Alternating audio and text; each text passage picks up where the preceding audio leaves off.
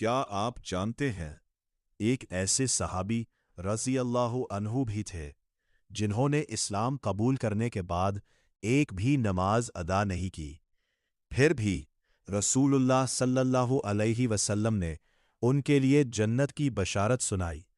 آخر ایسا کیسے ہوا؟ حضرت اسیرم رضی اللہ عنہ وہ عظیم صحابی ہیں جنہوں نے ایک نماز ادا کیے بغیر جنت کی بشارت پائی۔ غزوہ احد کا دن تھا، ایک عظیم مارکہ برپا تھا۔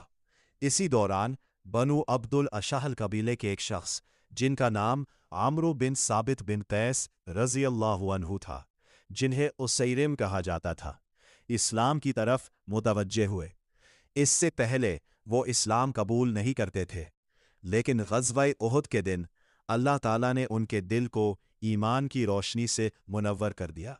وہ رسول اللہ صلی اللہ علیہ وسلم کی خدمت میں حاضر ہوئے، اسلام قبول کیا، کلمہ پڑھا اور ایک لمحہ ضائع کیے بغیر میدان احد کی طرف روانہ ہو گئے۔ انہوں نے مسلمانوں کے ساتھ مل کر جنگ میں حصہ لیا اور نہایت بہادری سے لڑتے ہوئے شدید زخمی ہو گئے۔ جب ان کے قبیلے کے لوگ میدان احد میں اپنے شہداء کو تلاش کر رہے تھے تو انہوں نے اسیرم رضی اللہ عنہ کو زخمی حالت میں پایا۔ انہوں نے پوچھا، اے عمرو، تم یہاں کیوں آئے؟ کیا اپنی قوم کی محبت میں یا اسلام کی خاطر؟ انہوں نے جواب دیا، میں اللہ اور اس کے رسول صلی اللہ علیہ وسلم پر ایمان لانے کے بعد اسلام کی خاطر لڑا ہوں۔ اس کے بعد وہ شہید ہو گئے۔ جب یہ واقعہ رسول اللہ صلی اللہ علیہ وسلم کو بتایا گیا تو آپ نے فرمایا، بے شک وہ جنت والوں میں سے ہے۔ حضرت ابو ہریرہ رضی اللہ عنہ فرمایا کرتے تھے، مجھے اس شخص کے بارے میں بتاؤ جو جنت میں داخل ہوا اور اس نے ایک نماز بھی ادا نہیں کی۔